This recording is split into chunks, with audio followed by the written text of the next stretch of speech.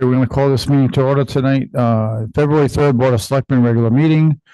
Bob Carlson's the first selectman. Also, we have Nicole Porter and Selectman John Gassion. We'll start by saying the Pledge of Allegiance. I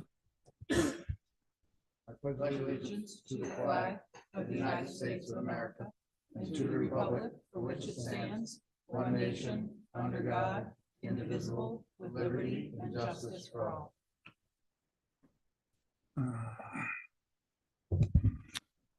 Okay, is there any public comment on non-agenda items? Something we're not going to speak about tonight? If you have any comment, now's the time to do it. Is there anything online, John? Of course, during, when we have our agenda items, I always let public comment happen during the agenda item. So, minutes, I'll entertain a motion to approve the minutes from January 20th.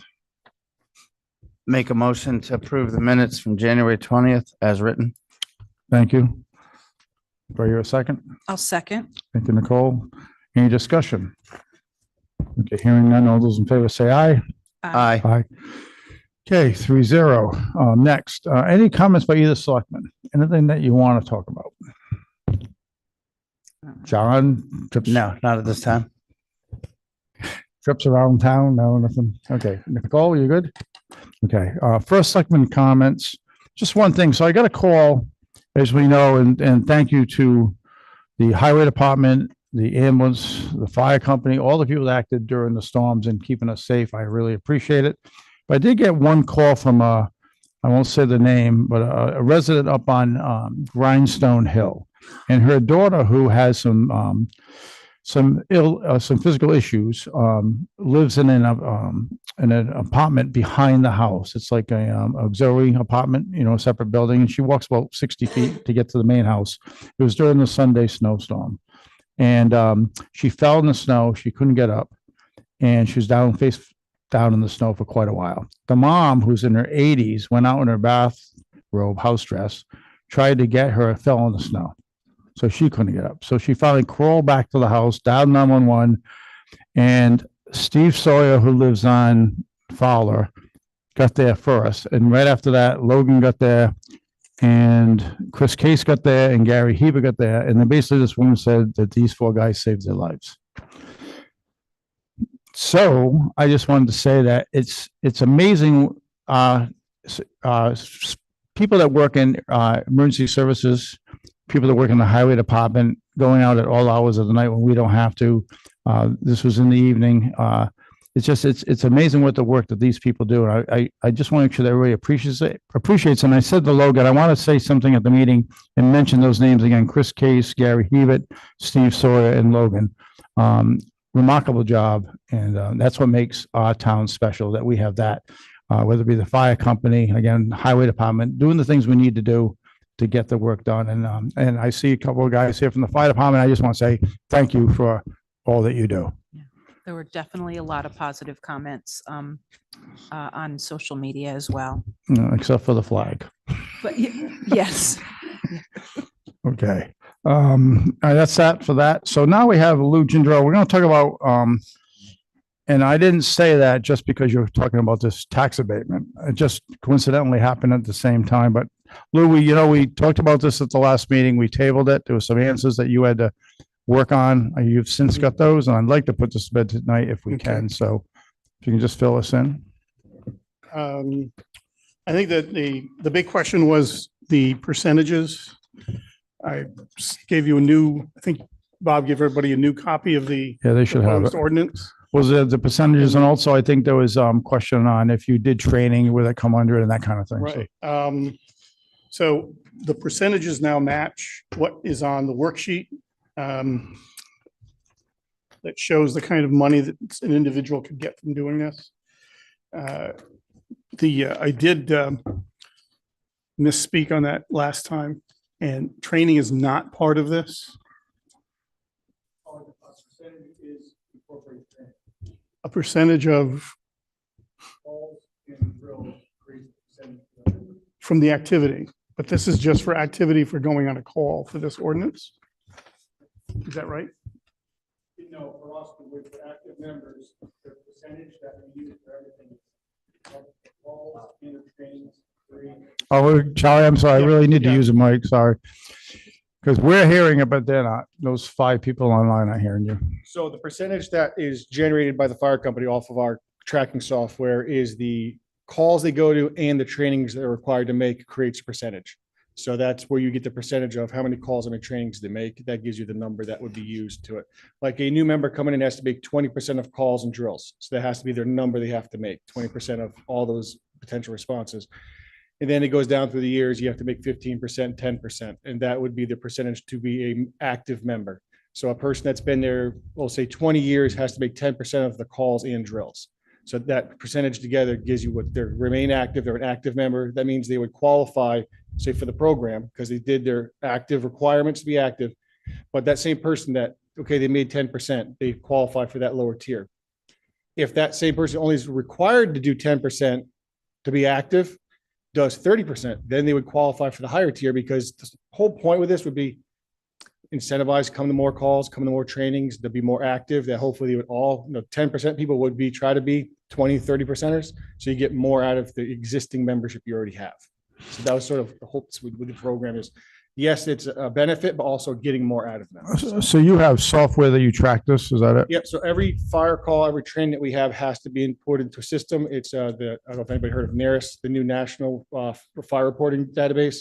We have to put every single call in there because the national, basically the government tracks all the calls we go on, and it's sort of statistics for the country. They can track what's going on across the country. And how do we get that information to the assessor or whoever is going to maybe, excuse me? He is required to submit that report signed to you. First selectman, For okay. selectmen, and then it's your responsibility to get it to the tax collector for that to be done, And that goes to the collector, not the assessor, because No, it's an tax abatement. collector. It's an abatement, right? because it's an abatement. Okay. And that's going to be always 6 months behind because it'll be it's a year-end report. And so they have to get that, I think we said in here by, I think it's by May. And Chief, how much training is there during the course of a year? Not sure, to tax. Typically, there's 2 trainings a month. We're in the process of editing our training schedule. It's going to remain 2 trainings a month. It's going to be a Wednesday, probably 2 Wednesdays a month. So there's 2 classes every month that's scheduled for the members to train because we have OSHA and NFPA requirements of trainings that an active firefighter must meet to be a qualified firefighter. So that is how we set up our training program. And are there more training for new firefighters than there is for? There is. Those are like new member trainings. Those are typically not a scheduled drill, so they don't get a drill point for it. So a new member is given a training packet. They come in the first 6 months, they'll meet with an officer, they'll do their training to get up to speed. Those aren't typically points for those. It's only the company scheduled drills, the typically 2 a month that are scheduled, or if it's a special drill where it's good weather, we're going to go down a long pond and do ice water rescue on Saturday. That would be a special drill that department wide is invited, and you get a point if you come to it. Okay, most of the training happens right at the EMS building. It happens here, or we have to go to special facilities. Like we have to go to Eastern Connecticut Fire School for our live burns. There's nowhere around here to do a live burn. We're required annually to do a live burn with every firefighter to be qualified as a firefighter. So we used to go to Old Mystic. Their trailers are out of service. We were going to Hope Valley for a while. Theirs are out of service. So now we have to go to Eastern Connecticut Fire School in Willimantic for a day to do 8 hours of training to stay compliant. And how many calls did we do last year roughly? Not training, just calls. 400. Yeah, I posted. Yeah, it's 425. Okay. Okay, thank you. So one of the questions that I had is, is it the committee that decided that training, not the scheduled training, once you're a full-fledged firefighter and you're going to the 1 or 2 trainings a month? I'm talking about somebody brand new wants to be a volunteer firefighter, all of that training building up to when they become, is that does that count towards any of the tax abatement or not at all? Because I just didn't know if so that we had a new member come in this week, brand new number. So they're given their training packet. That training packet, that extra training on the side, because typically a new person doesn't get the points and stuff like that, the pay program for the 6 months while they're on probation. So basically, once you get through your probation, you get qualified as at least qualified as a trained at a level of firefighter that you could actually be used on the fire ground. That is when they typically start receiving pay per call, their points and stuff like that. But they're still required to make the minimum trainings that the rest of the department has, because there's company-wide drills they have to attend, and then they have their own packet that the officers and members will train with them off to the side on any night of the week they're available. They'll come up, we'll do the training to get them up to speed faster. So hopefully in less than 6 months, we have someone ready to go. And then when they actually become a firefighter, qualified as a trained at the level of, typically we send them to firefighter 1 to get certified at the state level. So once we do it all in-house, they basically are taught the entire Fire 1 curriculum by us. Then they actually take the state class, and we just had 3 guys go through it and graduate last month from it. And they usually do really well for it. So, Okay, I just didn't know if you thought that having some of that initial training for a brand new firefighter would encourage, if that did count towards the tax abatement, if you thought that that would encourage more people to join. that would be a policy change on the percentage system that the fire company has. Okay, So if we said that we were going to do new member trainings, we could add those into the percentage. The more you add in, drives down the percentage for the members that aren't new. So you have Gotcha. 100 drills, you got your percentages out of it. Now I just made 150 drills. It just dropped the percentage on Okay. everybody else that's not coming to them. So we're trying to keep everything fair across the board. for all right, as everybody. long as I'm fine. We just, I think that was what we were questioning last time. Continue.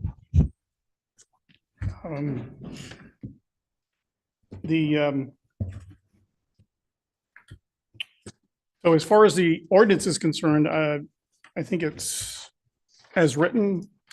I'd be happy to talk a little bit about the worksheet that shows how much they would be compensated for doing that. That's should be in your packet. So Lou, did anything change from last meeting as far as what we thought the estimated, using historical data, the estimated loss of taxes to the town? No, in the write-up, I had 25%. That was a typo. The worksheet was correct. And so if everybody qualifies, and that's at a number of individuals that I don't even know if that might even be high. You're looking at an $86,000 charge. Okay. Everybody qualifies Okay, so for nothing, 20%. So I don't think that's going to happen. yeah, okay, It'd be great if it did, I suppose. It is.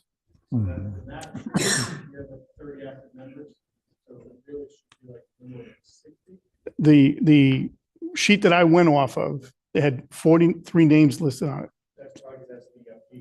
Right. Okay, so Okay. that was a report that you had given me. So we just said, right, let's take the worst case. But based on the numbers that would count, we're looking at a 50, that number stays the same, 54. okay, And if somebody just hits the 10%, the 15% or the 20%, you're looking at, it would break down to $23 a call. That's the benefit that they would get for doing this. okay. So basically, this is a standalone ordinance that could be updated and changed down the road with through a town meeting and all, because I know you had some questions about. Well, there was an email. I don't know if you want to talk about the email that Okay. was, so I guess my initial reaction would be, we got this done through the committee. Really was in agreement, and the individuals that I've talked to from the committee agree that we should leave this as is and take up the questions that were presented in the email that you all received. A couple of questions that I would raise on that is one, that to extend the benefit past for somebody that's done it for 25 years creates a pension. I'm not sure what the rules are on that as far as how that would work. That's in there vested as a pension. And I'm not sure. I don't know if that's the way that you want to approach that. So that would be one thing. So we saw the email now, and I just figured, let's take the email under advisement at another time. Do this as a standalone ordinance for now. Someone can come to the Board of Selectmen at any time and say they'd like to maybe do an ordinance change, we discuss it, we could bring it to a town meeting and then do it that time. But at this point, this is fairly clean. We had a committee work on it, had multiple meetings. I would prefer to leave this as is now, and if it needs to get changed later on through going through a process, we could do that. I'm prepared to put this on March 2nd town meeting if we approve it this evening. I agree. I think we should leave it as is, and then if there's changes to be made, then fine tune or make the changes that we need at a later time and get this pushed forward.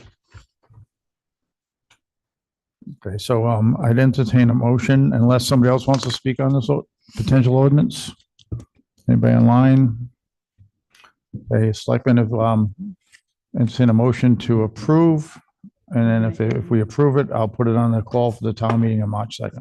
Make a motion to approve ordinance 1926, emergency services, volunteer tax abatement ordinance. I'll second it. So, okay, I just want to be clear that we're sending it to a town meeting. Yes, we will, but it Okay. would not yet. So we'll call for the town meeting because it'll have the library on it, Yeah. have this on other things on our next meeting on February 17th. Yeah, I just wanted to make sure that with our vote tonight, it's not an, No, it's all a- ordinance have to go to a yeah, town meeting, gotcha. so. Okay. And then we'll have Lou and probably the chief there also to answer questions on that evening, so, okay. Okay. All right, so we have a motion, any other discussion? Hearing none, all those in favor say aye. Aye. Aye. Okay, that passes 3-0. Lou, thanks for your work, appreciate it, and thank you to the committee, and chief, if you could, either yourself or have someone here to possibly answer questions the night of the town meeting, which is tentatively going to be Monday, March 2nd. Okay? Thank you. All right. Next, Starlight Lane 8-24 review. So this is, I see we have some people from, Mr. Sharenzi is here, Mr. Townsend's here. We're going to talk about Starlight Lane. So Mr. Townsend came to the town quite a while ago and asked about purchasing a piece of property that's next to him in Kingswood. And I had mentioned there's a process, and that process has gotten more convoluted Complicated. over time. We were supposed to go to do an 8-24 review months ago. We had an action that held that up. So what I provided for you this evening is a copy of the application, which if we approve tonight, I will give it to the Planning and Zoning Commission, who will discuss this. When they do an 8-24 review, what they're actually doing is saying, this piece of property is owned by the town. Is there any reason why this property has to be kept by the town? Why we wouldn't possibly move it? If the answer is no, they see no reason. We're not saving it to build something on. We're not saving it for another reason. It's not on the tax rolls. So obviously, if we did move this property, the town would earn whatever we sold the property for, as well as we would earn, it would go on the tax roll. So it have taxes assessed to it each tax season.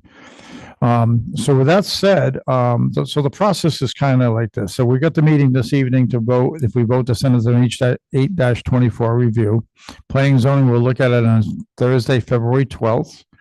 On Tuesday, February 17th, when we call for the town meeting, this would be part of the town meeting call.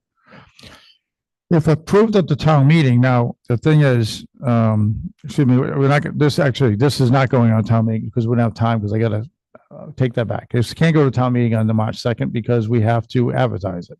So I apologize. My intent was, but we don't have time to do that. So on Tuesday, the 17th, the Board of Selectmen will discuss the 8-24 review if approved and schedule a timing for bid process. I apologize. So during the month of March, sometime we will put this out to bid. It'll go out for probably 2 to 3 week period. We'll solicit bids. We'll have a minimum bid on the bid process of what the town would accept for it. Anyone can bid on it.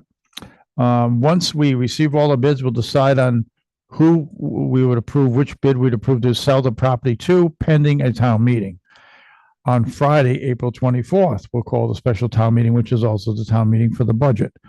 We'll advertise for the town meeting on the 27th.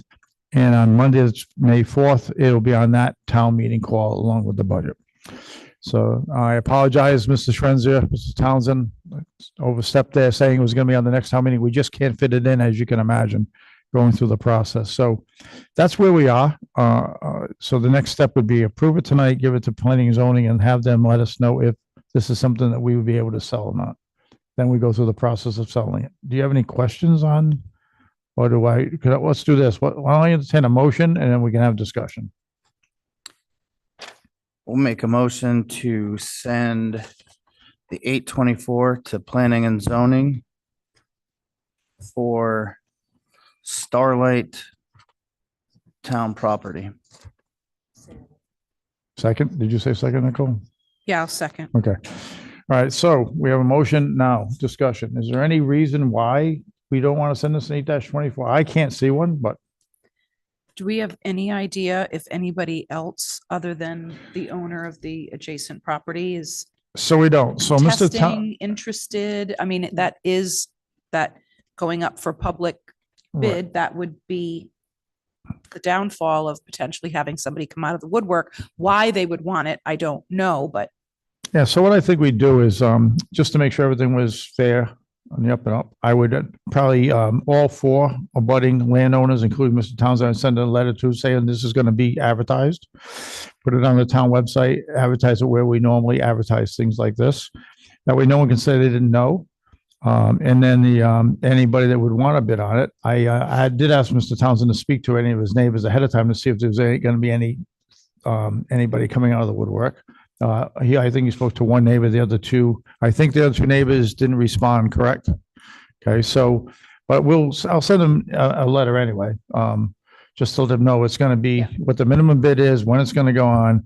And if nobody else bids on it and Mr. Townsend gets it for the minimum or whatever he bids on it, then that will be when I go to town meeting and say, the town would like to sell this property to this person for this amount of money. And is there any reason why we shouldn't do that? and we set the minimum bid? I talked to the assessor and Okay. she was going to give me an idea. I won't say the figure now, but we kind of have an idea where it's going to be. I don't have any problem. And this didn't cost the town anything. Mr. Townsend and them paid for all this stuff Just themselves. the hours I had to put a packet this thick Yeah. together over the last 6 months. Well, that was but- for something related to it, but all the surveys and stuff were, Yeah, everything's been done by, Mr. Townsend actually has paid for everything at this point, as far as surveys, engineers, attorneys. So that's all been something that he's paid for, hoping that this would come to fruition. Now, it may not, but as you said, Nicole, someone could come out of the woodwork, but he was gambling that he would do what he needed to do to get the process started. He's done that, and we'll just see where it ends up. If anything, we would make out because it would then be on the tax. Be on the roll and tax have- roll. Yeah, Yes, and this is a non-buildable lot. Yeah. And even if Mr. Townsend was the one who purchased it, it doesn't mean he could put another house on Right. that lot. doesn't have road frontage or anything for that. It doesn't have to do that, correct? Okay. All right, so any other discussion? Is there anything you'd like to say? No, Mr. Shrenzer, anything you'd like to say?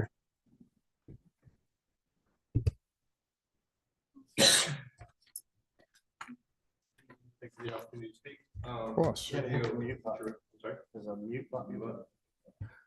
Thank you very much for the opportunity to speak. For the record, Sergio Trenzia, with Trenzia and Associates offices at 99 Mechanic Street. My office prepared the surveys for Mr. Townsend and have evaluated the piece of portion of land that the town owns. We appreciate all the help from Ms. Cullen in the planning department and Mr. Carlson for their assistance. We know the town has no obligation to go through with this, but we appreciate the consideration and that we've gotten this far in the process, and we hope that we can expeditiously move. And Mr. Carlson has outlined the process from here on out. So we're just appreciative that it's gaining momentum, and with the hopes that the town will decide that they can sell the land. And as you have noted, it's not a buildable lot on its own, doesn't have enough lot area or frontage. The real benefit would be to one of the adjacent property owners. And that's why it's appealing for Mr. Townsend. He's lived next to the property for a number of years now. I know, just been working with him and speaking with him, that he's had to call the town multiple times to take care of trees on the property that are overgrown and are in danger of falling on his property, which the town has come and taken care of. So this will be, we believe, less liability on the town. It'll be added to the tax roll, whoever purchases it. And if someone that is not an adjacent property owner that purchases it, it's our understanding that that lot cannot be built upon.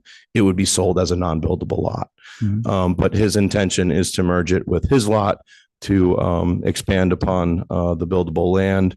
But I will add that I don't know if it's in the purview of the selectmen or the planning board to put any conditions on the sale of the property, whether it's to protect the neighbors or other restrictions on the lot.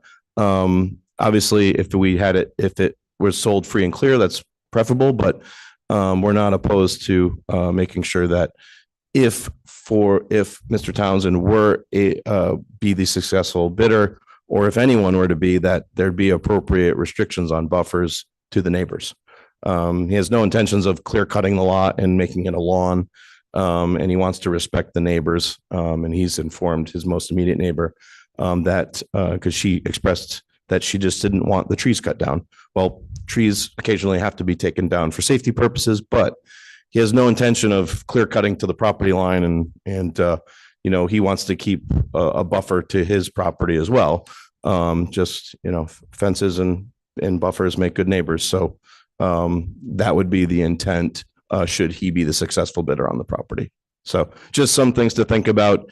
Even we know that there's no guarantee that he will be the successful bidder, but if anyone else is interested in it, and what we would be open to as part of the sale of the property is making sure we protect all the other neighbors in the neighborhood. Great, thank you. Thank you for your time. Okay, so if there's no other discussion, we can vote on this for me to send this to an 8-24 review, which I'll attend. So we motioned this already, so it's just a Yeah, vote. So no other discussion. All those in favor say aye. Aye. Aye. Okay, so I'll send this to 8-24 review. I think it's on February 12th. Thank you. Thank you. Okay, number 9, America 250 discussion. So actually, it's all we have left in the room. Oh my God.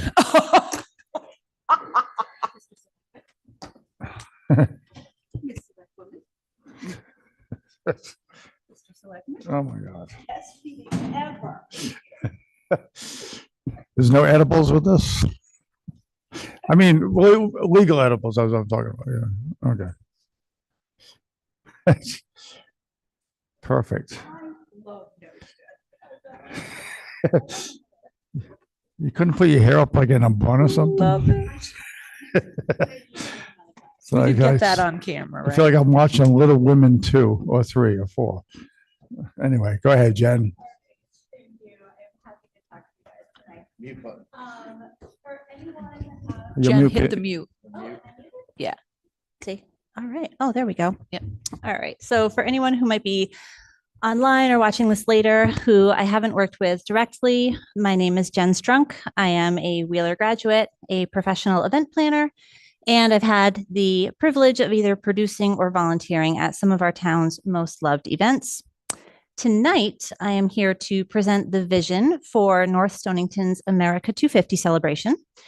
For anyone who might be unfamiliar, America 250 is a nationwide celebration of our semi-quincentennial, the 250th anniversary of the signing of the Declaration of Independence. Thank you, Judy.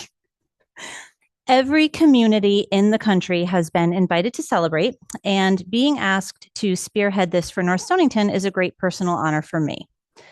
The event I'm proposing includes food and drink sales, interactive children's activities that are safe, engaging, and great fun for little ones, an incredible live band later in the day, and a professionally produced fireworks display to close the evening. This will not be a ticketed event. This is free for everyone to attend, and it's located right here on the 298 property. At its heart, this event is meant to feel like a classic small town American block party. I'm leaning heavily into nostalgia here. It will be welcoming, fun, and deeply rooted in pride of our country and pride of North Stonington. It is for families, it's for childless adults, it's for seniors, it is for everyone, and it will be nonpartisan and unifying. Now, from a financial perspective, I want to be very clear and very responsible. Tonight, I am presenting an event budget of $30,000. I'm going to take you through the details in just a moment, and as we walk through it, I will show the steps that have been taken to reduce the taxpayer burden. I'm proud to say that the $30,000 figure already reflects over $20,000 in professional discounts that I am able to secure as a courtesy through my industry relationships. I also need to highlight that for a large-scale public event with this level of logistical complexity, a high-quality, safe, and well-managed celebration, $30,000 is actually a very modest fee. In addition, the Three Wise Women Foundation is actively pursuing sponsorships from local businesses and families. Every sponsorship dollar received will be applied to the event cost and will reduce the town's final number. I also want to emphasize that I am not asking the town to take on the operational burden of this event. The America 250 planning team, working on behalf of the town, will handle the planning, the vendor coordination, the logistics, volunteer coordination, and the on-site management. So the town's role is to support the vision and provide the funding that allows it to happen safely and responsibly. America 250 is a once-in-a-generation milestone, and this is a one-time ask. I will not be repeating this party next year. This is our opportunity to mark the occasion and do something unique and memorable for the residents of North Stonington. So now let's go over the budget. You should have that in your packet. Okay. I want to walk through this spreadsheet slowly with you because it is structured to show not just the final number, but the steps we've taken to be responsible with taxpayer dollars. So the first column is titled Retail Estimate. That column reflects what an event of this size and scale would realistically cost if it were priced at full market rates. This is a more complete picture of the scope and the complexity of the event. The second column, which is titled Actual Cost, is just that. This is the cost after the reductions, including the professional discounts that I've already secured, and adjustments that reflect how the event will actually be managed. So when you look at the difference between these two columns, you see that we've reduced the overall event cost by just about $30,000. We've essentially cut the price in half. This is intentional. It's very important to us that the taxpayer burden is minimized as much as possible while still delivering a very high quality and well-managed event. You will also see on the spreadsheet that there are some line items that are italicized. Those items are fixed costs. It is what that item or that activity actually costs. It's time sensitive and there is limited availability. You'll find also contracts and proposals in your packet as well for those items. Other line items are not italicized, which means that the listed cost is my best educated estimate for the amount we need for that particular item or activity. You will also see that alcohol is zeroed out in the actual cost column. We are not expecting the town of North Stonington to purchase alcohol for the event. We don't think it's appropriate. So that portion of the event will be managed separately, and it is not part of the town-funded budget. As you also may be aware, I am one of the founders of Three Wise Women. Last month, our board voted to take on securing sponsorships for America 250 on behalf of the town. Because we are a 501c3, sponsorships will be handled through the nonprofit and will be tax deductible. It was important to us to separate fundraising from the municipal decision-making. Every dollar raised through sponsorships will be applied to the event cost and reduce the amount that the town needs to fund. Now that I threw all of that at you, I'm happy to answer any questions you may have. Okay. Okay, so number one, you said the 298 building, but it's a combination of the library property and the 298 Yes, building? yes. Yep, Because we have an ordinance that says I can't serve alcohol on town correct. property. That will be on the library property. I've already gotten permission for Okay. that. Perfect. And then second, we don't have the final say on disbursement of funds. We can go to the Board of Finance with you Totally. and say and we won't be doing this evening, but we could do it at our next meeting. Mhm. Are you going to the Board of Finance tomorrow night? Mhm. So give the initial first. Mhm. Okay. Are you dressing up tomorrow night? Oh, it's up Yes, to you. please. It's up to your committee. Anyway, so we could, on our meeting on the 17th, after we get you promote this with the Board of Finance, Mhm. we can then discuss, and it can't be, they're going to probably say it can't be an appropriation because I don't think their undesignated fund has a way to appropriate funds for something like this. I could be wrong. Mhm. Let them discuss it and see Yep. how they want to do it. However, if they're willing to do it and how they want to do it, then we can discuss it and go back to them with if we vote to say yes, go back to them and say, we approve this. Would you be able to appropriate the money somehow? Mhm. And I don't know how that would be. We'll see. As you said, it's a once, if you're old like me, it's a twice in a lifetime because I was around for 1776 celebration. So this will be my second one. I won't be around for the 300, I'm pretty sure. But I Yeah. don't think anyone in this room will be.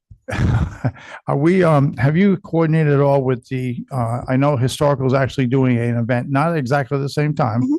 And I know they're meeting Thursday. Have you coordinated at all with them as far as what they're doing? And not that, I mean, they're both kind of standalone events, but We've talked lightly. To your point, there's not a lot of overlap there. I know they have some of their own events planned. I have not sat down with them to discuss. No, my plans are a little bit later in the evening, and I know they're starting at 11 o'clock in the morning. I envision this starting around 3.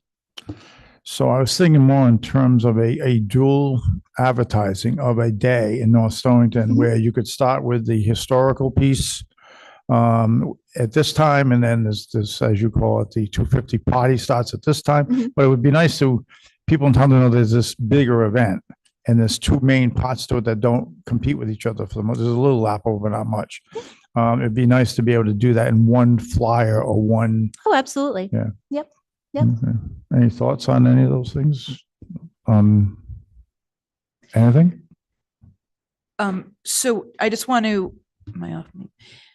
The sponsors, the founder sponsor, Liberty sponsor, knowing that the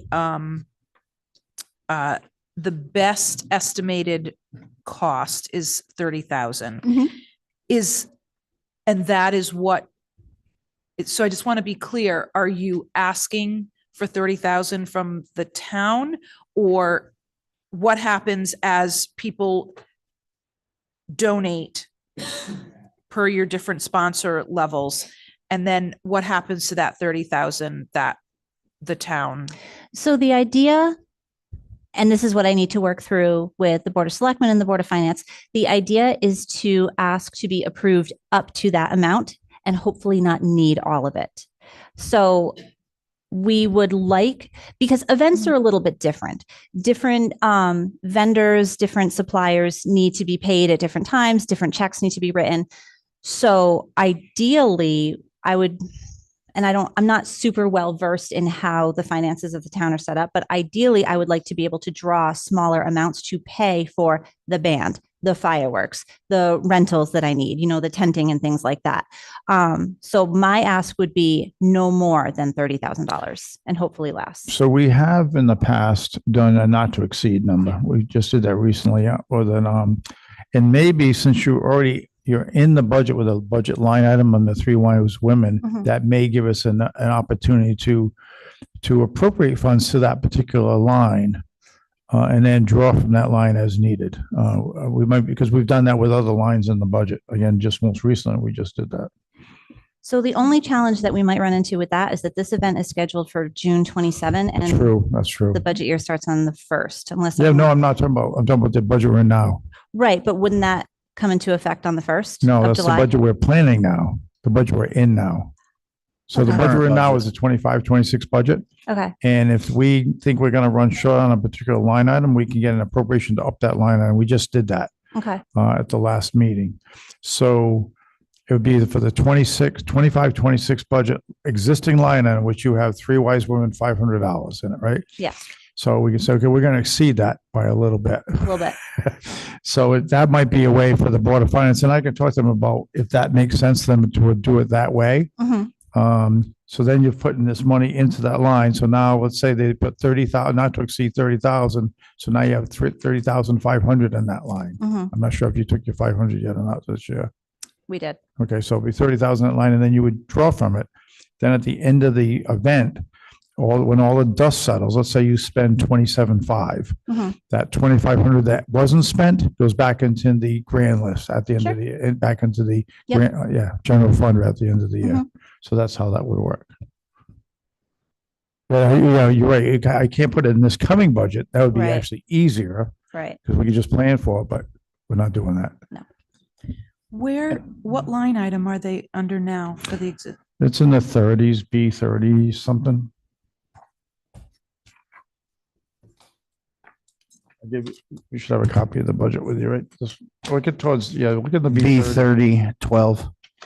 B30, Okay. yeah. But, so in last year, they asked for $500 and that's what they had gotten. Okay. Weather. What Yes. happens to the entire event if for whatever reason it pours the entire day? Sure. So you will see, and that's honestly something that I run into frequently at work, regardless. What I would like to do is to be able to push to the following day. A lot of times, particularly with the food vendors, if they have already purchased the supplies, they are very eager to not let them go to waste.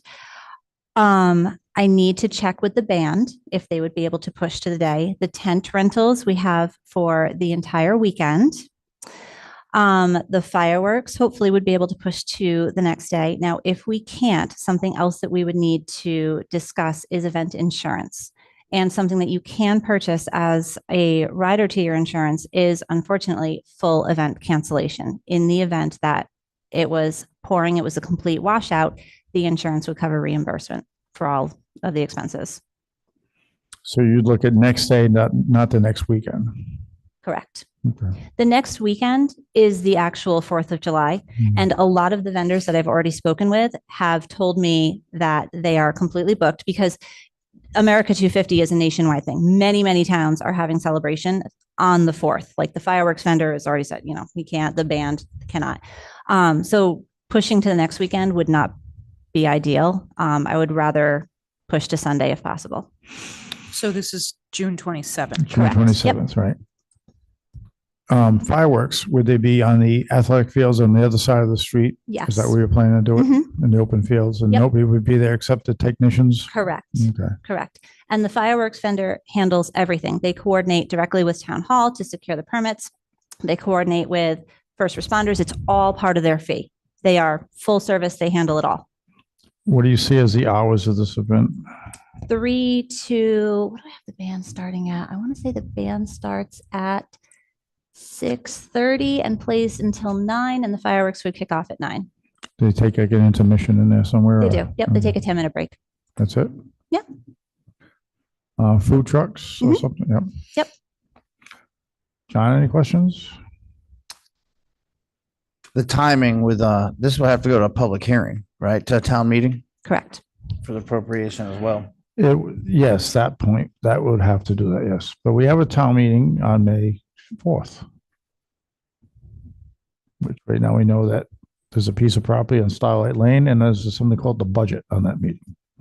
We could add something to, sometimes budget meetings do have 5, 6 or 7 things on them. So it's not, so at least we do have a town meeting coming up in time.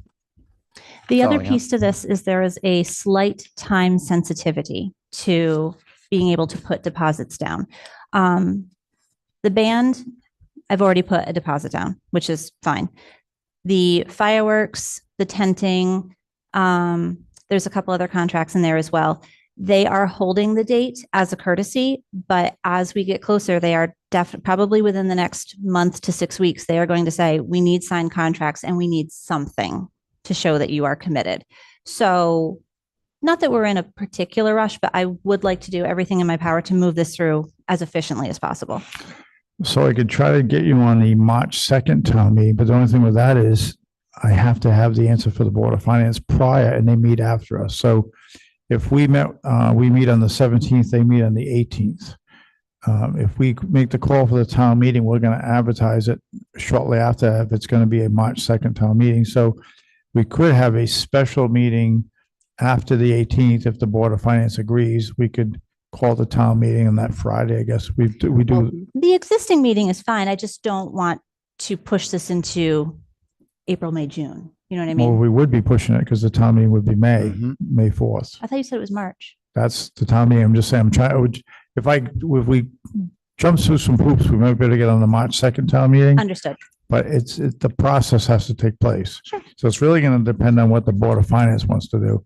If they're willing to sign on to this, and we can always call a special meeting on a Friday. We do that for the budget town meeting. So we, on a Friday, just say it's going to take 15 minutes, just going to read the call, approve it, and then it gets advertised and goes to town meeting. So if we did it, if the Board of Finance meets on the 18th and we did the special meeting on the 20th, which is that Friday, Mhm. we still have plenty of time to get it in for a town meeting to advertise it and have it. So Okay. Is there anything that you would recommend that we do? I just, to- convince the Board of Finance to right. to fund you. I wish I knew what we did on the 2007. Maybe I should ask Nick Mullane, because in 2007, we did have our bicentennial for the town of North Stonington. And they put out this pretty big binder. You've probably seen it. There's one at the town hall on the table outside of my office. And there's a lot of pictures. That binder was all about the bicentennial for the town. And I can't imagine the town didn't spend any money doing that. So I think there's probably a precedent set for doing something like this. And again, we know it's not going to happen again for quite a while. So is it a fair statement to say that Three Wise Women are sponsoring the 250 celebration? Who would you say is actually sponsoring the event? I'm going to go with yes on that. Okay. And there have been community members who have been wanting to participate, wanting to make sure. There were comments that they wanted it to be a municipal sponsored. And I just don't know if that's something that we should. I don't Be think we need to do sponsoring, that. No, I think so- if we've got this organization that's willing to do this, and Jen's done other events in town that we haven't sponsored, like Frights and Lights and light parades and so on. I think we got a group to do that. Why would we want to take on that extra? Then we have to form a town committee, have agendas Yeah. and have minutes and To your point, we are really going to be getting tight on time, the timetable. Your committee has probably already discussed it, but let's just say that it doesn't pass for the town meeting. Have you talked about charging a fee to get in? I mean, one of the things that I love about the events that you've sponsored in the past is that everything is free and open to the public, and I love that. But what is Plan B if for whatever reason the town does not approve the 30,000 or up to 30,000? I would say the event probably simply doesn't happen. I don't have a way to do a ticketed entry. Yeah. Just with the and location. guarantee the amount of money that you would need to Exactly. pay vendors. And it also, it's sort of a chicken and the egg thing, right? Either way, I would still, or Three Wise Women or somebody still has to front all of the money to pay for the event. And then you hope and pray that you get enough Yeah. people to attend. The other thing is that I feel pretty strongly that anything I personally am involved in is no cost, or at least very, very low cost. That's just a value that I hold. So we have talked about it, and how nice it would be. But I really do feel strongly that I want the events that I am involved in to be accessible for everybody. Any other questions? All right, so tomorrow we'll be at the Board of Finance meeting because we have presentations tomorrow evening. It's a co-meeting, two boards. So you're going to present then, I guess. I did Yes. see where Mike put you on the Yep, schedule. I'm on the agenda for that as So well. why don't we'll get feedback from that meeting. We'll have a better sense of where the Board of Finance falls. We'll have that information so we can take it back to our meeting on the 17th. I can put you back on the agenda for the 17th. Sure. Not so much to present because you've done that, just for us to discuss and make a decision if we want to push this forward to the Board of Finance for Sure. however they want to do this, whether it be an appropriation or a different term on how they want to allocate the money. I think it's a wonderful thing for the town. Did you ever see the picture by Susan Stratford, the painting? It's a 4th of July, maybe summertime, and it's of the villages, people over the village I with have. dresses like Judy's got on. Yep. And it's almost like I'd love to document this somehow as this century's version of that. So I'm hopefully that whatever this event, if it does happen, that we can somehow document it. Yes, I'm not expecting to put together Yeah. a binder like they I'm did sure we could. I know you've worked with the I have. videographer, and I always look forward to seeing the one from Frights and Lights and Yes. seeing if I can spot myself in there Yes. somewhere.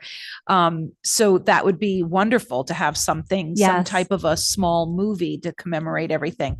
So Bob, I think more for the Board of Finance meeting and then the eventual town meeting, I think historical data, if the town did front money to the 2007 celebration, or even if we could go back to the 1976 celebration, I think that if we can say that the town has donated money or fronted money for those celebrations, it would be, I think it would help the cause. Yeah, did they have a celebration in 1976? I'm not sure. I wasn't here. I was in Am I Stonington. the only one old enough to know that if I was here? Well, you weren't here, right? I certainly was here, but let's not discuss that publicly.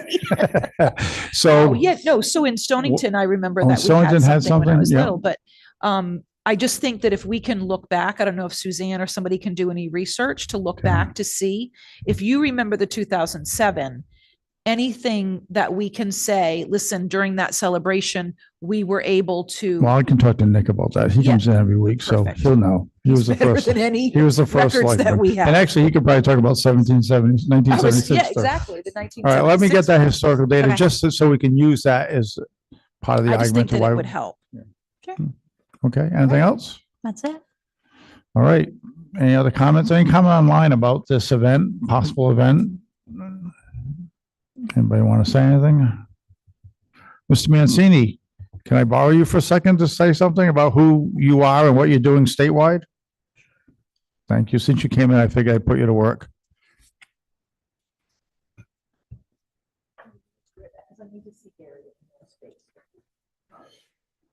Hi, I would like to follow up with conversation. Is it Jen? Do you know each other, by the way? No, I don't think we've met. Jason Mancini, I am the Executive Director of Connecticut Humanities and the appointed Vice Chair of the state's 250th Commission.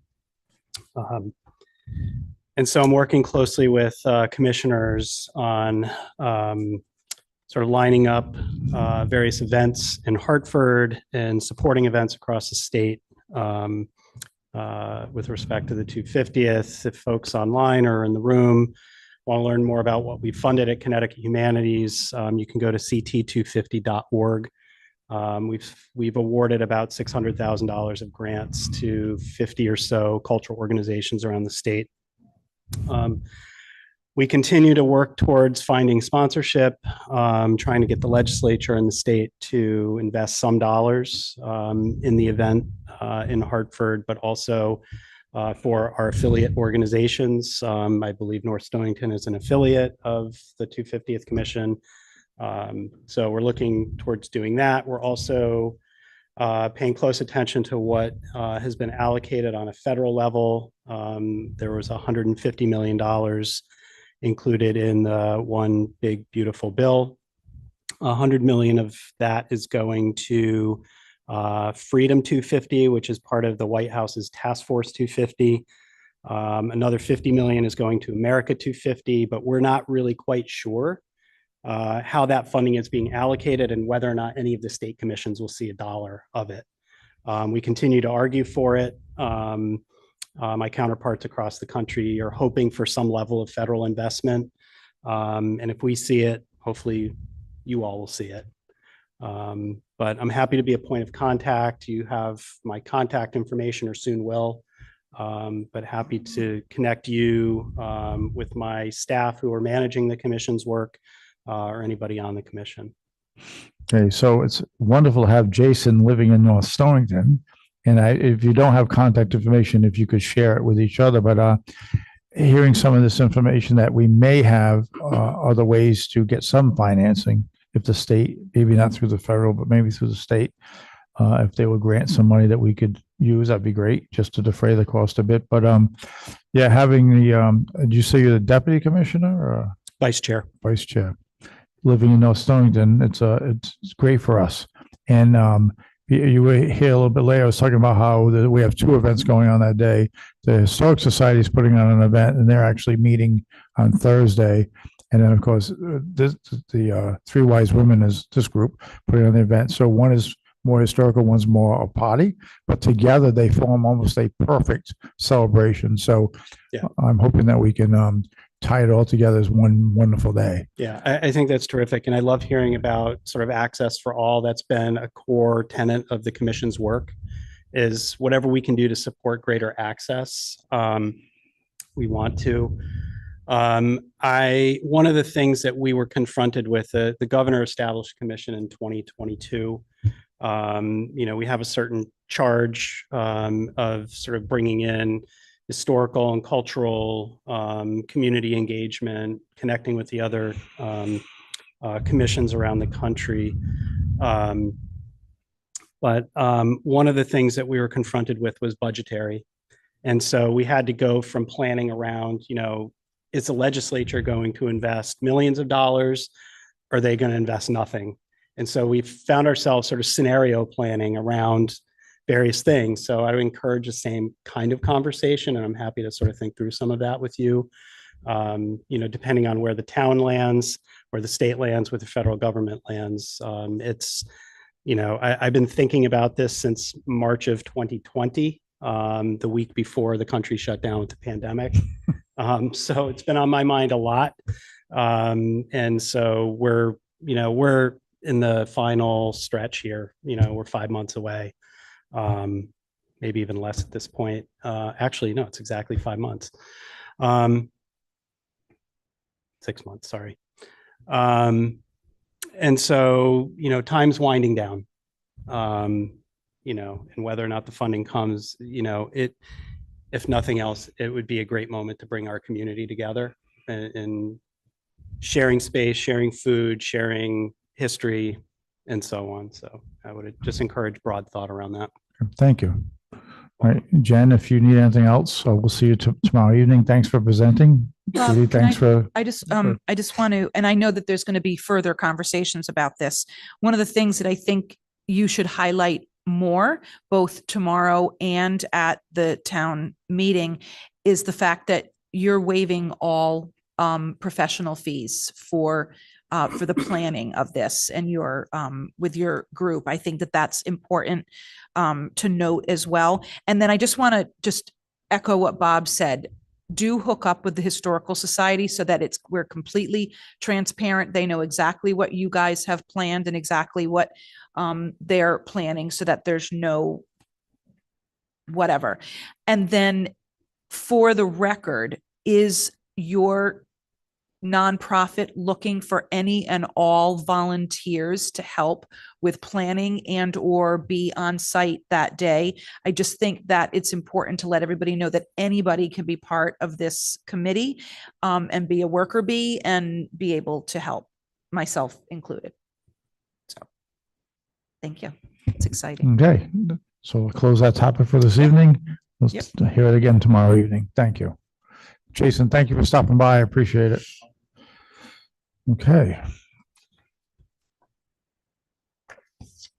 Next on the agenda, our budget discussion. So this is actually our first real budget discussion. As we know, we do not make any adjustments to the budget up until after all the presentations, which will be on the 18th. What I did put together is a little bit of a cheat sheet because not everything in the budget and the on the revenue side is in the budget. Not everything on the budget on the expense side is. I'm waiting to talk to Suzanne about coming up with how we're going to finance the social services director position, which we haven't finalized yet. I'm waiting for two numbers from insurance, the town insurance, and also the workman's comp insurance. Once I get those, I can fill those in. And I think that's just about all I'm missing at this point to complete this. Once I have those, we'll have a complete budget. But I did put this little sheet together. So just so when you're looking at this, some things to consider. So some budget lines that move the needle. So state aid, town road, there's some things that fall both on the revenue page and on the expense page. So the revenue page on state aid, town roads, we get revenue of $318,985.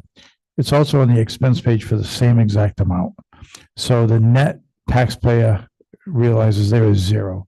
So even though we're showing a $79,802 increase in the budget, that's from last year's budget, but net is zero to the taxpayer. Tipping fees is the same thing. We have tipping fees, which is, is with the transportation of solid waste. We're budgeting on a 2B 27.21 line, 405,362, but we're going to see revenue of 344,258. So the budget line is a 119,362 increase, which raises our budget, but it's only a net $25,000 when you take away the revenue. So it's a net $25,000 to the taxpayer. And the third thing I wanted to bring up at this point is the school service contracts. So last year we said to the school, to the BOE, we will take $100,000 of your maintenance and put it on a separate line, which we did, which I think is B30-30.08. That's the line we used last year for $100,000. And that's to pay maintenance that we don't know if it's going to happen or not. We're trending fairly well with that right now. We're a little bit below where I thought we would be. But there was a second part to that, which we did not take last year, and that's the service contracts. So almost all these companies, whether it be HVAC, whether it be fire alarms, whether it be elevators, there's all service contracts on all these things that we pay, and that's a fixed price to these companies. So Alan went through this with Randy, and it came up to a little bit more than $100,000. And I said to Trey, I'll take $100,000 this year. Next year, if we find it really should have been 120, we'll take the other 20 next year. But this year, I'm going to give you a break. We'll take 100,000. So basically, we're going to have 100,000 for maintenance we took last year, and another 100,000 this year for service contracts. So in 2 years, we've taken $200,000 off the Board of Ed's budget. Unlike last year, when we said we're going to take 100,000, they don't really know what their total number is for maintenance. This is a solid number. We know what this number is. So when we take 100,000 and put it in our budget, this should be $100,000 out of their budget. And I had this conversation with Troy already. So since it's the BOA budget, 100,000, our budget B30.09, 100,000, the difference is zero. We got 100,000 more in our budget, but to the taxpayer, it's a net zero to the taxpayer. So just these three line items is 299,164 additional money in our budget. Tells the budget's been raised by that amount of money just for these three line items. But the net to the taxpayer is only 25,104. So I want to make sure that we know that, and that's the way I'll present this probably at the public hearing eventually when we get to the budget. Other large increases are public safety, which is there's a difference of 305, 235. That's going to be both Logan and the chief's presentation.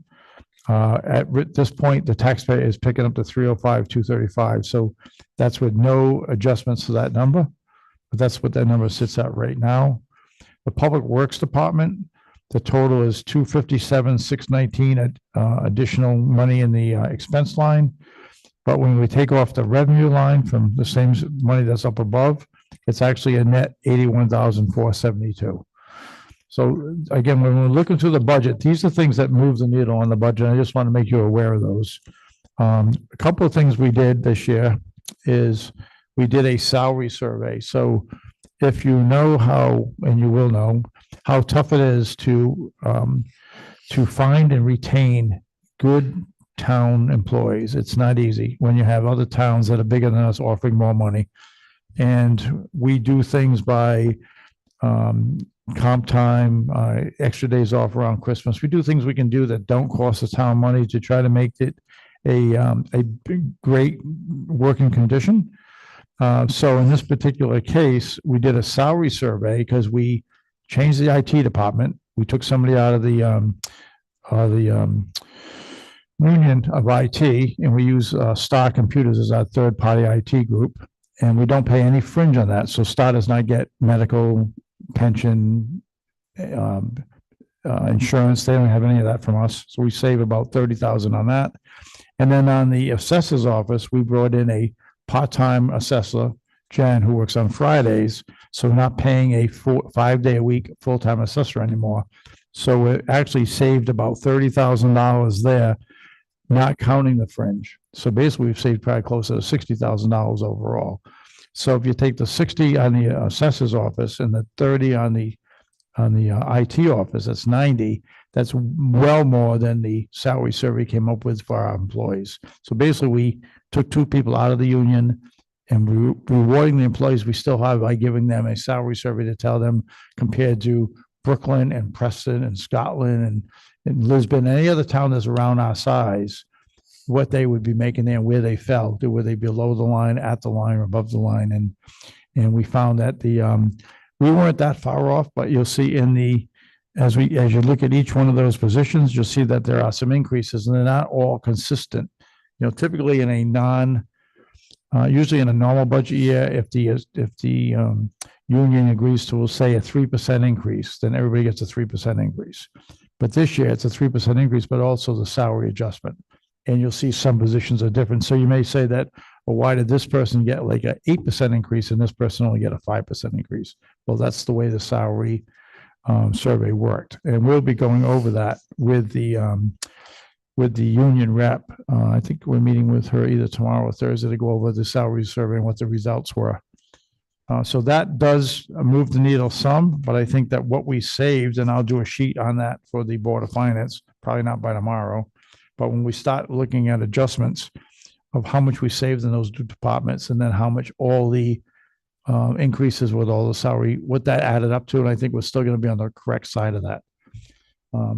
Doesn't mean that the budget is any lower. I'm getting concerned at what the bottom line on the budget is, and I have had a discussion with some of our bigger contributors, as well as the superintendent, to say this is not the year to get to come up with a big budget. Not when you're in a reval year. When the reval notices went out back in, I think it was the day after Thanksgiving, heads were exploding. It was hitting the panic button, and what are we going to do? And even myself, I took and I knew how it works. I still wanted to see what it was. Took my increase and at today's mill rate, and so, oh my God, I'm going to pay $5,000 more a year in taxes. So, and we know that everyone that's on the Board of Selectmen, the Board of Finance, or any board in this town is also a taxpayer in this town. So we're not, we need to do what's best for all the taxpayers, and it's not like we're exempt of this. We aren't. So the Board of Finance will be looking at the mill rate to see where we take that down to, because I only need what I need. We only need what we need to run the town. If you look at the top line, which is the general property current, it's A1. Last year we had, going by the grand list, we had 18,379,000. This year we have 27,488,000. We could buy a lot of trucks and build a lot of buildings for that extra money, but that's not what you do. Right? So we have come up with a very financially sound budget, and we let the taxpayer know we're not going to do that. Just because we have all this extra money, we're not going to spend it. The way I came up with that number is I took the grand list times 28.88, which is the current mill rate, and I took a tax collection estimate of 98%. Last year we did 98.5. I think we came in at 97.9 according to the audit. So I did 98 We have a wonderful tax collector who does a great job. Again, it's the grand list times 20.2888 mil at 98%. And that's how I came up with the 27,488,762, which is a $9 million increase. And so we don't expect the taxpayers to pay us $9 million, nor do I expect to pay us extra $5,000. So again, first glance at the budget, I just wanted to give you some highlights of where we are. We're going to have presentations tomorrow evening. We'll have presentations again on the 18th. And then the next meeting after that is when we're going to have to start looking at this. And there's some areas in here that I think that we can adjust. We'll see when we see those areas, we'll know. I think we may agree on different areas, but when you're staking down a budget at 500 here and 1,000 there, it's not easy. You don't move the needle, right? So, and we already know, good news is, and you don't have this in front of you, but the capital line is about a $350,000 reduction. Thank God we did that this will year. help, yeah. That'll help immensely. So between the capital line reduction and the overall budget, us coming up with a tight budget, and hopefully the Board of Ed doing the same, we can reward the taxpayers with a mill rate that's a workable mill rate. As far as that goes, Jen, she may know now, I'll ask her on Friday, what the average was for increase per taxpayer. So let's say that my house went up by 73% and yours went up by 58%. And let's say the average is 65%.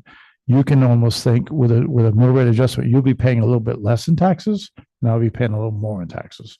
It's just the way it is. So, and we know that if people went up, say 100%, and they think it's unfair, they can go to the BAA, which is the Board of Assessment Appeals, and they can appeal that. And that's about as fair a way we can do it. So, any questions or comments on this? Let the games begin. Oh, they began already about 3 weeks ago, but yes. John, any comment on your end? Not at this time. I was just looking at the capital list that was bought down, Yeah. and that's What's the gonna number be lowered at 351. Yeah. Like that was a fantastic collaboration between the Board of Finance and the Board of Selectmen to get that done. And I think we did it the perfect way to do it. That'll mean a lot in this year's budget. Okay. So knowing that 100,000 flat is coming out of the school budget We hope it is. for the service contracts, Yeah. that's the new proposal Yep. this year. So is the expectation that they fill that with other things? No, Yeah, the okay. expectation is that we take 100,000, they drop by 100,000. So these particular service contracts, they're locked in.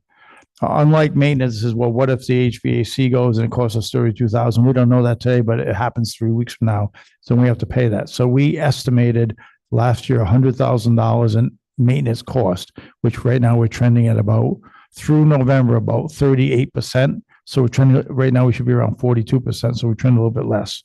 When I get my next P&L, which you'll get for the end of December, that's 6 months in. So we know everything should be at 50%. So it's easier to figure out, but we're trending positively at that point. Knock on wood, no big things break between now and July. But so that's just a guess. But the service contracts aren't a guess. They're contracts. Yeah. So we know, and I think Alan said with what he highlighted with Randy, what we should take, that pertain directly to the buildings, it came up to around 105,000. So I said, we'll take 100 and then we'll figure out where we are after that. Okay, with the expectation that they would make up. Whatever the And difference is. contribute Anything over 100,000, they ain't gonna own it this Okay. year. That Okay. makes sense? Yep. Yeah.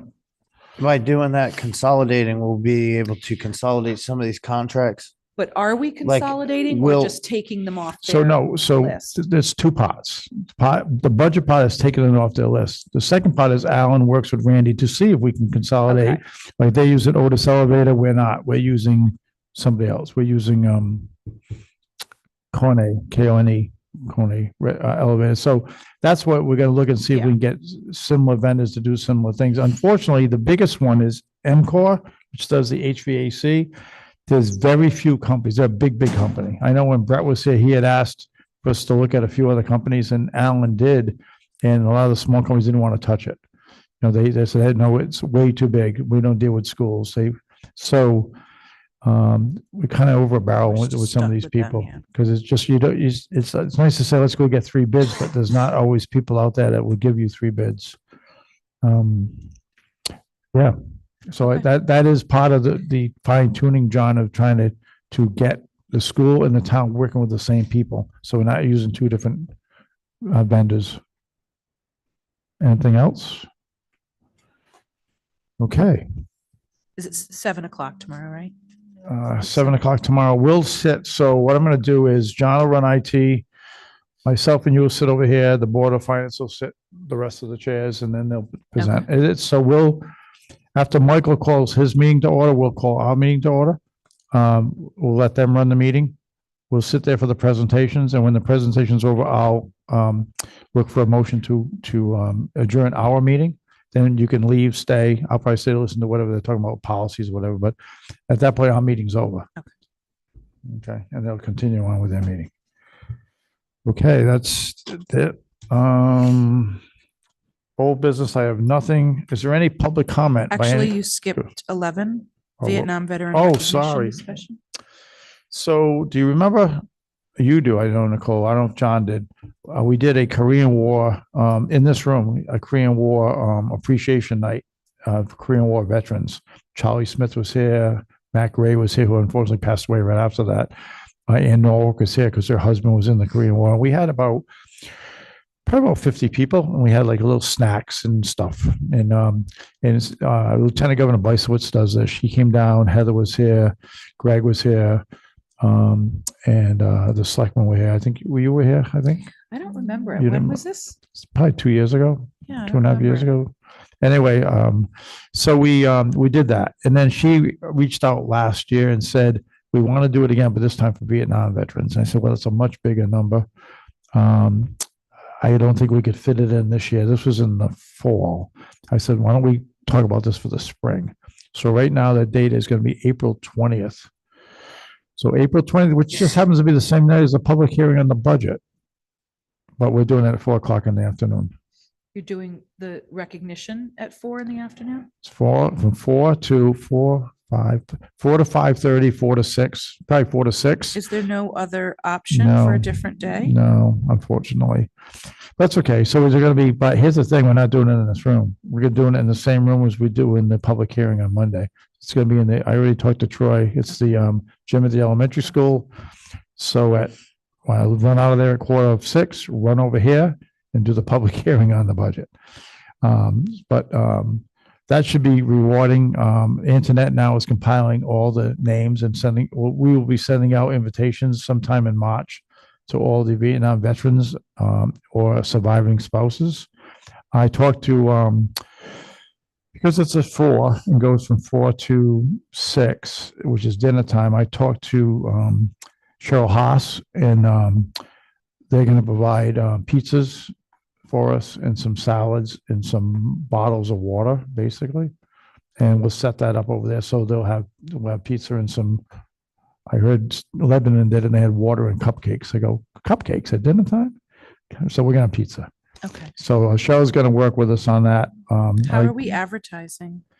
Excuse me? How are we advertising it? Like, Direct can the mail. community come, or is it just for veterans? It's just for veterans Oh, okay. and spouses and family. Okay. I mean, so I mean, if you have a cousin that you want to come, or, if you're a veteran, we're not going to tell them they can't come, but it's not going to be advertised that way. It'll be direct mail to the Okay. recipients.